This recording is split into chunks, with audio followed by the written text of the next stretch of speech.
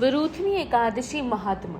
बैसाख मास की कृष्ण पक्ष की एकादशी। धर्मराज युधिष्ठिर बोले कि हे भगवान, बैसाख मास के कृष्ण पक्ष की एकादशी का क्या नाम तथा उसकी विधि क्या है और उससे कौन से फल की प्राप्ति होती है, सो कृपा पूर्वक कहिए।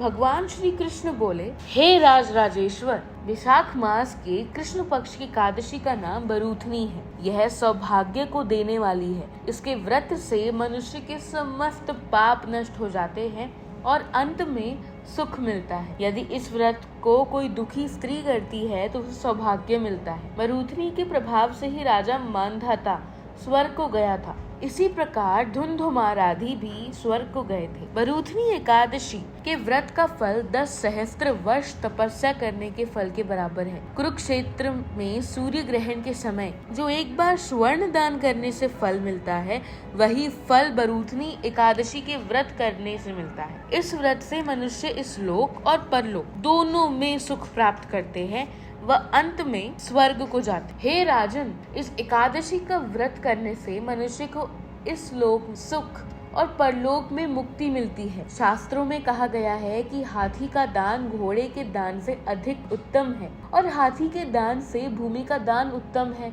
उससे उत्तम तिलों का दान है। तिल से स्वर्ण दान, स्वर्ण से अन्न दान श्रेष्ठ। संसार में अन्न दान के बराबर कोई भी दान नहीं है। अन्न दान से पितृ, देवता, मनुष्य आदि सब तृप्त हो जाते हैं। शास्त्रों में कन्यादान इसके बराबर माना गया है। वरूथनी एकादशी के व्रत से अन्न तथा कन्यादान का फल मिलता है। जो मनुष्य लोभ के वश में होकर कन्या का धन ले लेते हैं, वे प्रलय के अंत तक नरक में पड़े रहते हैं या उनको अगले जन्म में बिलाव का जन्म ग्रहण करना पड़ता है। जो मनुष्य प्रेम से एवं यज्ञ सहित कन्यादान करते हैं, उनके पुण्य को चित्रगुप्त भी लिखने में असमर्थ हो जाते हैं। जो मनुष्य इस वरूथनी एकादशी का व्रत करते हैं, उनको कन्यादान का फल मिलता है। वरूथनी एकादशी का व्रत करने वाले को दशमी के दिन निम्नलिखित 10 वस्तुओं को त्याग देना चाहिए। कांसे के बर्तन में भोजन करना, मांस, मसूर की दाल,